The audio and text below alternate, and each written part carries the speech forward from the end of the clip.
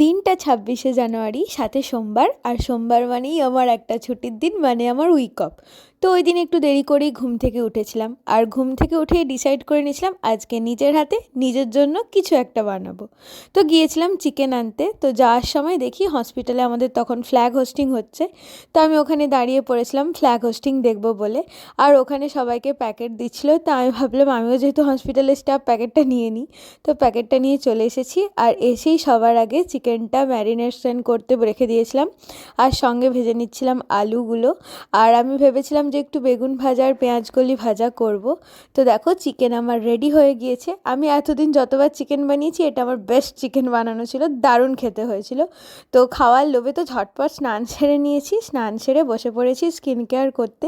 ছুটির দিনে না ভীষণ ল্যাদ লাগে, কিন্তু ওই দিন আমি একটু এনার্জি পেয়ে গিয়েছিলাম। তো যাই হোক, স্নান করে পুজো করে বসে পড়েছিলাম খেতে। আমি তো পুরো চিকেনের বাটিটা নিয়েই বসে পড়েছিলাম, আর আমি পুরোটা শেষও করে ফেলেছিলাম। তো তারপরে একটা আইসক্রিম খেয়েছিলাম, তারপর আমি ঘুমিয়ে গিয়েছিলাম। তো ঘুম থেকে উঠে চলে গিয়েছিলাম দিলীপদার দোকানে ব্ল্যাক কফি খেতে। আর এইভাবে আমি আমার একটা ছুটির দিন কাটিয়েছি। ব্লগটা কেমন লাগলো অবশ্যই জানিও, আর ভালো লাগলে হ্যাঁ একটা লাইক করে দিও। টাটা।